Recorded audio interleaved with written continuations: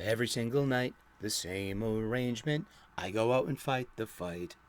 Still I always feel the strangest estrangement. Nothing here is real, nothing here is right. I've been making shows of trading blows, just hoping no one knows that I've been going through the motions, walking through the part. Nothing seems to penetrate my heart.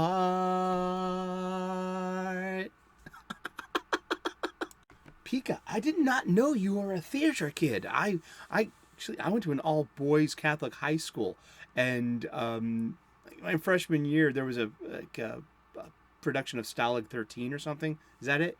And I wasn't able to do that, and that was the last time that there was a theater production. So I missed being a theater kid at my high school. Yeah, because they would collaborate with the all-girls Catholic high schools. Hello. It's time once again for the Comics Coffee Table. We started off with a musical moment. That's right. I have a theory. It could be bunnies. Bunnies aren't as cute as everybody supposes. If you figured it out already, it's Buffy Once More with Feeling. Buffy the Vampire Slayer, the television show.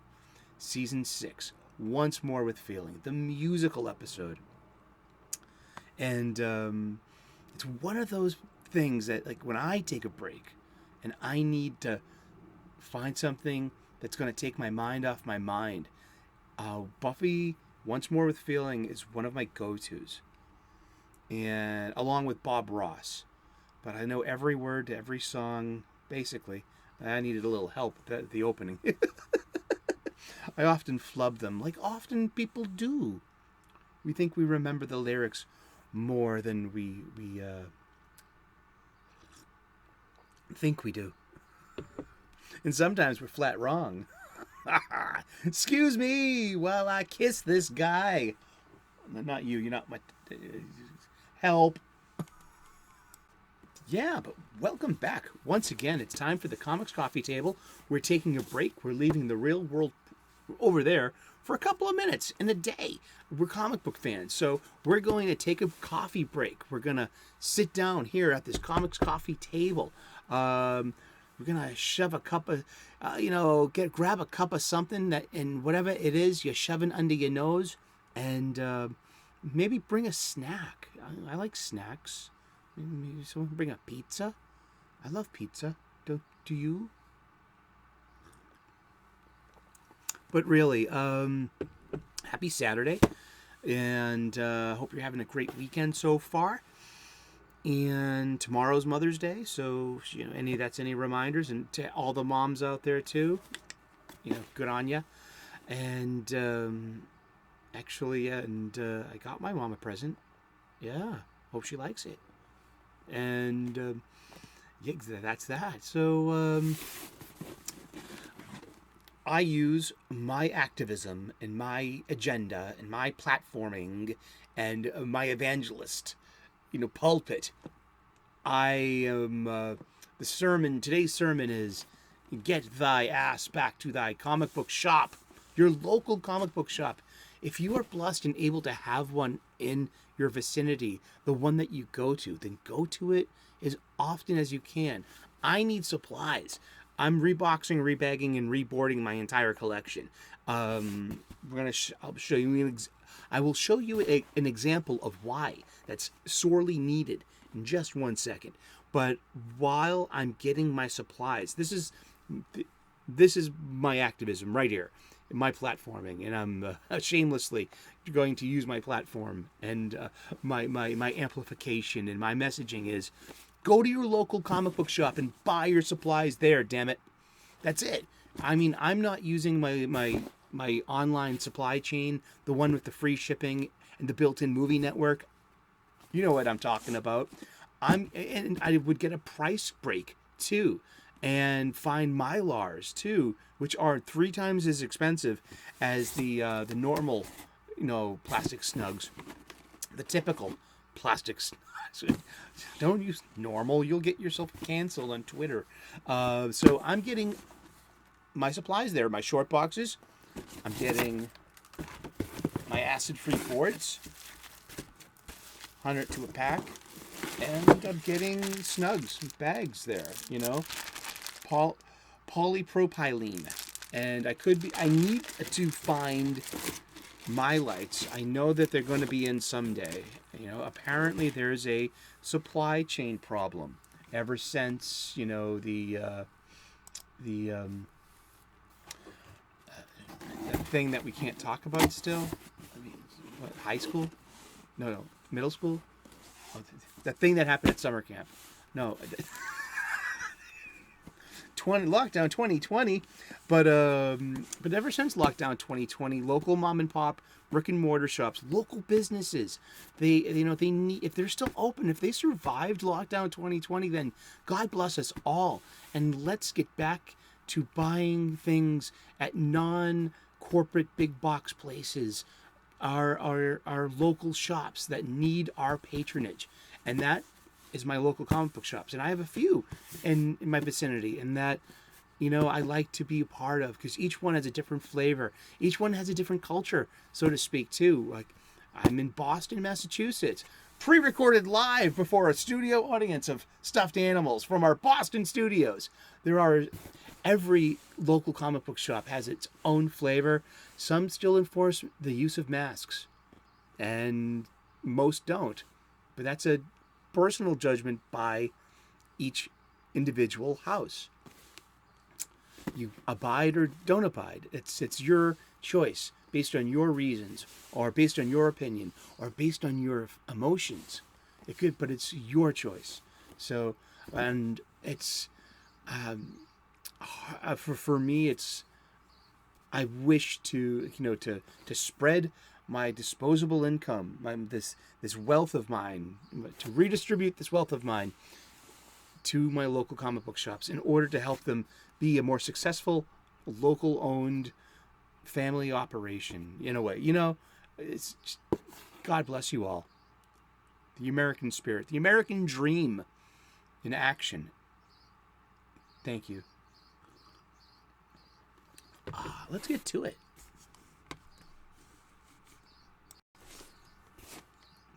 Pika, no.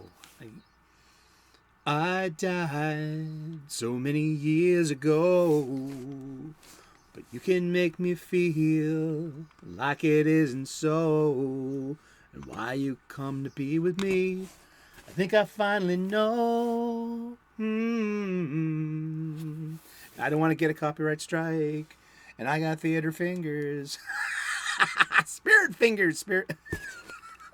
Jazz hands.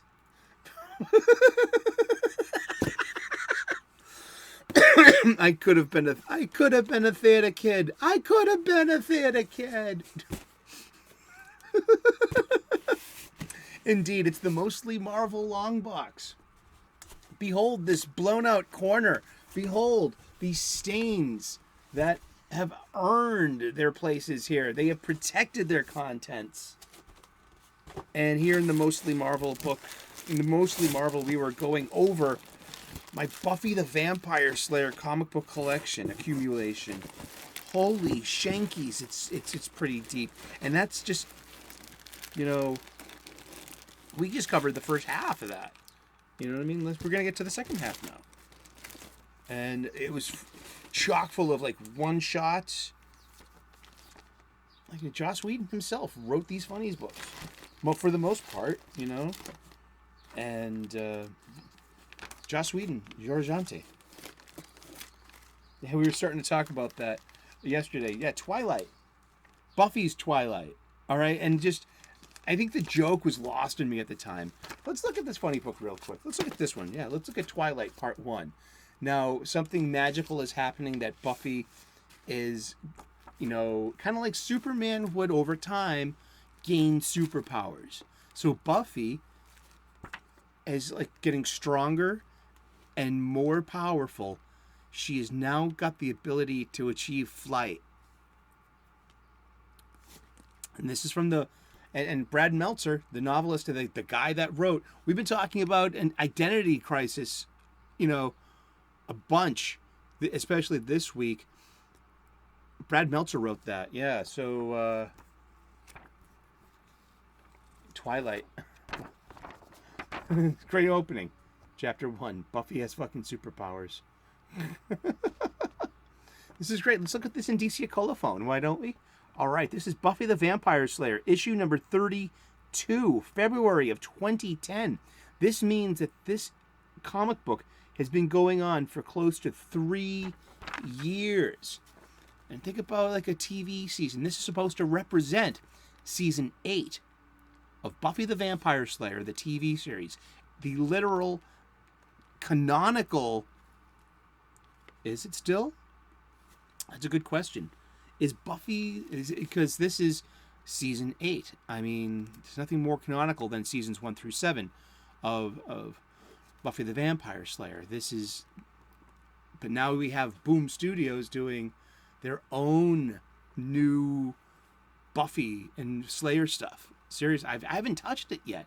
If there are any Buffy fans out there, should I be reading... I'm going to reach out to Josh McDonald and ask him. He's a fellow comic book head. I've a co-panelist on a few of... on many now of Wes's comics aficionados on Saturdays. And he's a huge Buffy fan. And I'm going to ask him a thing or two about the new Buffy comic books. Because I, kind of got my black belt here in old Buffy comic books. And yeah, I just look, that's a superhero landing, huh? And that's Xander, and there's Dawn, and just everyone's recognizable, and everyone has their voice, and this is a fun comic book. I remember, I had a great time reading this, and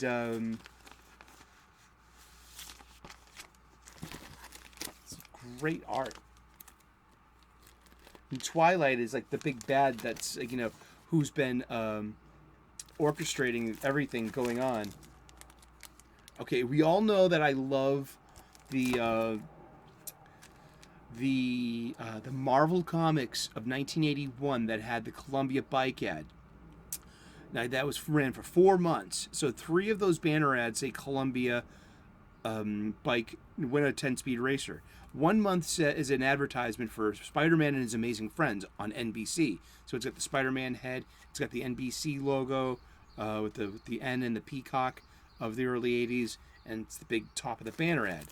About a year before that, maybe 2 years before that, there was a similar banner ad on top. I think it was it was a year, I think, I have to look it up. It was the Toys R Us. Win the Toys R Us shopping spree on the top of... Okay, yeah. So here we go. Love this cover. I love these tribute covers. This is the X-Men. It's the Marvel style of the time. Look at the box up the top there. Isn't that great? I just then we give a one shot that gets filed canonically in the story. So we got, remember Riley? Yeah, and this is written by Jane Espenson, by the way. Hello, you can see that, and this is really tight. This is really good. Then comes, after Twilight's The Last Gleaming. Yeah, and still season 8. Really cool. Oh, look at this ad in the back. Who are these comic books being aimed at in 2011? Huh? The advertisements will always show you, will show us who is this being marketed to. So this was, oh yeah, that's right. Spike was made friends with aliens in the moon or something. October of 2010. Script by Joss Whedon and Scott Alley. Pencils by Joe Janti. Let's see. It's a lot of Dark Horse ads in here. You think you know Magnus, the robot fighter? Think again.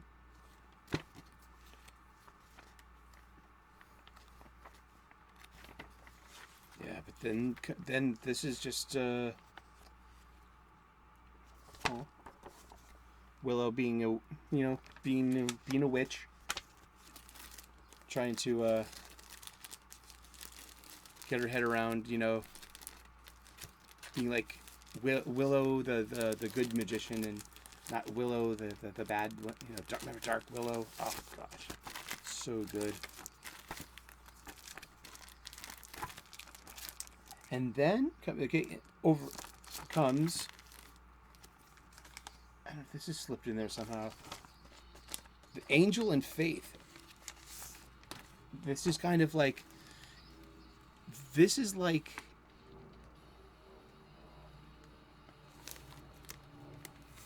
What is that? I heard something through a speaker.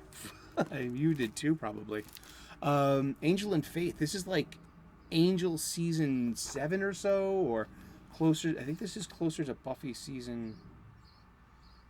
This is closer to Buffy season 9. So this is.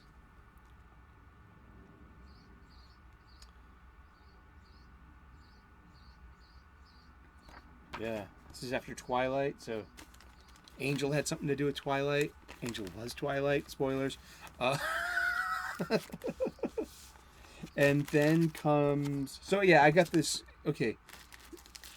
It does. Okay, this is season 9. It is season 9. Okay, so this is still written by Joss Whedon. Still drawn by George Anti. And inked by Dexter Vines, too. Really... so it's kept a visual cohesiveness for almost 4 years now with the main title. With George Anti's pencils. And... So we got Angel and Faith, and yes, season 9. That's most definitely, so it's claiming its space. So these were like, what is that? From the creators of Doom and Quake, Anarchy. It's Rage, the Anarchy edition. Yeah, computer games. So I got these filed like every other issue is a Buffy, and then you got a Faith and Angel for a little while. Because there was an IDW called Angel After the Fall. Angel was his own TV show. Angel got his spin-off. He lasted 5 seasons. I loved the ending of Angel. I think I want to fight a dragon. And in the comic book, he befriends the dragon and flies the dragon. Apparently, all of L.A. was transported to hell. And so different neighborhoods became different turfs for different demons as acting as warlords. And, you know, had to deal with... Angel had to turn Gunn into a vampire to save his, to save his life, because he was dying of a gut wound. And, yeah, so... It's, in Illyria, yeah, hijinks with Illyria, who's, at home there in hell. And Spike? Is Spike involved in that? Shit. It's been like forever since I've read these, really. But is it like they moved to San Francisco, and yeah. And then the writing duties start getting splintered off. Like Harmony. It's great Harmony issue here and there. I love that. Keep bringing back Harmony. Yeah, here it is. It's called Angel After the Fall, but it was done on IDW. So it appears that my last issue of season 9 was issue number 5. Cute cover, huh? But still, it's like the art team has changed. It's no longer George Anti regularly. It's no longer Joss Whedon writing regularly, and that's kind of like where I dazed off on it. This is an IDW one-shot. It's set in the past, and this is written by Scott Tipton. This is a story about Spike. Kind of sit around. This is from January of 2006. So Dark Horse had the Buffy license, and I guess maybe IDW had the Angel license. Oh, we got dings. Oh, crush. You are crushing my spine here. Oh, look at your bow. Like I don't know. Let's actually look it up. To the book. It's part of the, we're using the book. Now we have to grade this comic, so every ding takes points off that 10-point scale. Usually, the top-notch comics here are 9.2s. You can see that. Very fine minus. And they also give you a few other grades, too, while we're at it. And the bird is still angry at you, Pika. I swear, he's got the problem with you, not me.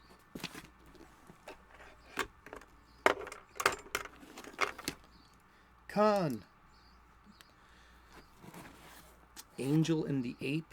Angel Not Fade Away. Angel Illyria Haunted. Angel All Anxine. Angel After, it's called Angel After the Fall. Angel and Spike, Angel and Curse, Angel Season 11,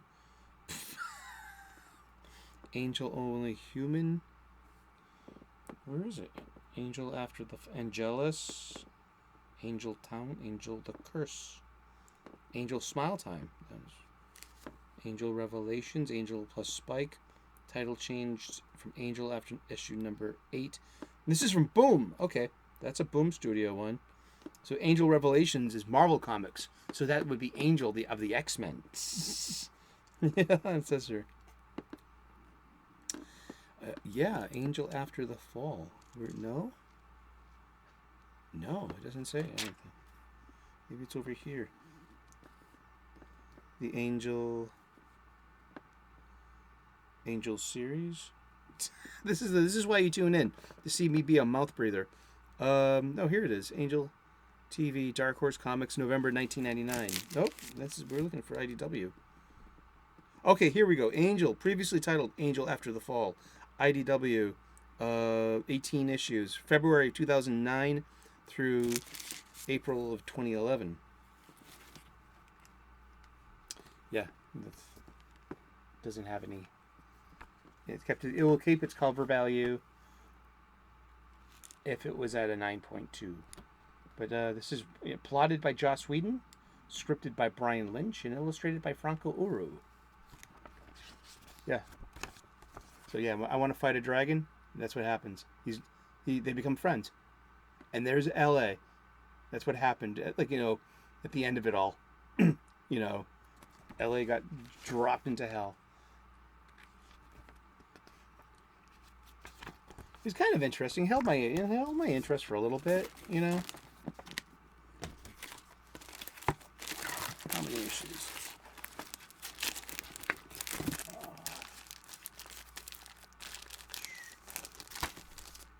Illyria. Gun. Spike's around. Is Spike around? Yeah. Since Spike got his body back. Spike gets his body back in Angel Season 5, if you didn't know.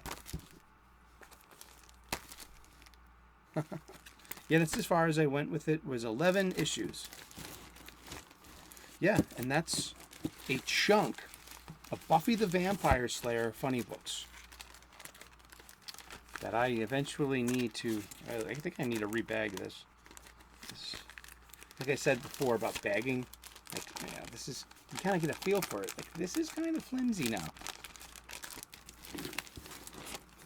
Yeah, those are the... And that's day 2 of our Buffy comic book stack. Our funny book stack with Buffy the Vampire Slayer comics. Gee. It's a big stack of funny books. Oh, come here, you. There we go. And that's my refrain. There was no doubt, 'cause you ripped me out of heaven. I think I was in heaven.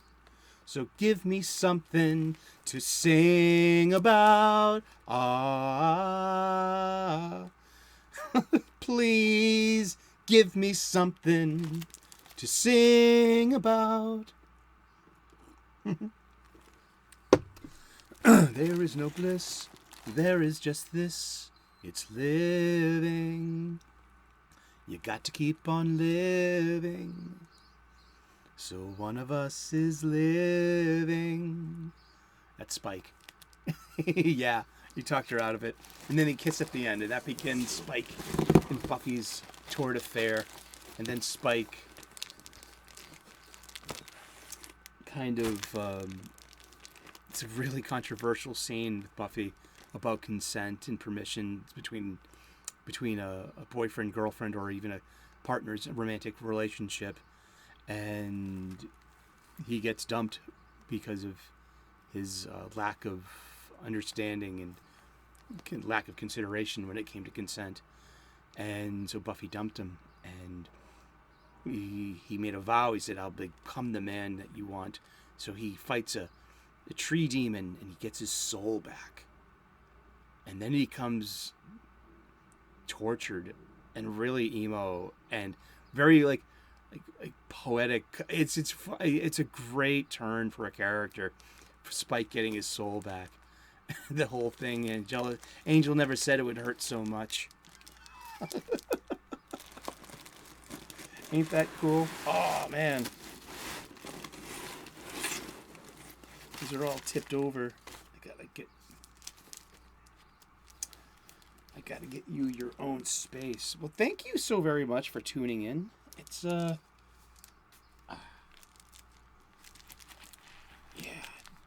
Sorry, let me just 1 second, please.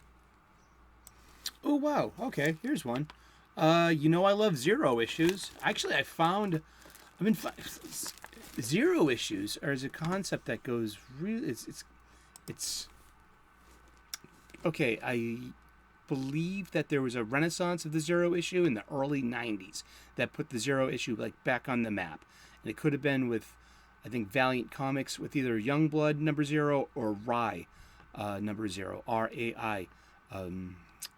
And from there came, Exo War number 0, and this modern. That was like 1991, 92. But someone in the chat reminded me that Zap Comics by Robert Crumb, R. Crumb, had his issue number 0.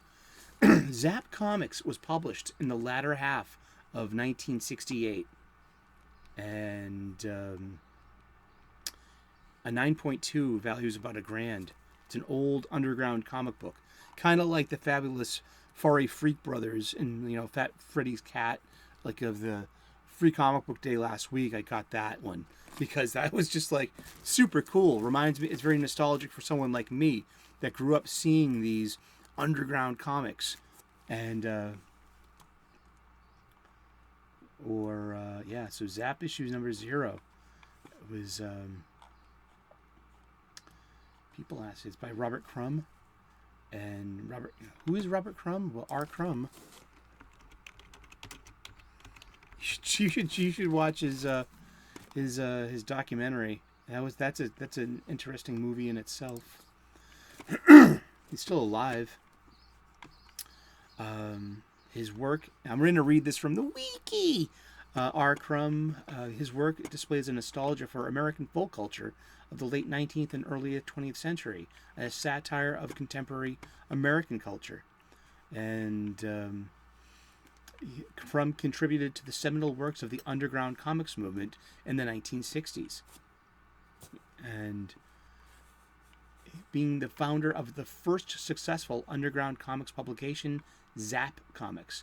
And they spelled comics even back then with an X at the end of comics to make it for the plural sound, and also to, comics with the X is meant to be more inclusive term that is not just superhero stories, but it's, all sequential art in a either from pamphlet form to graphic novel form. All of these are comics with an X.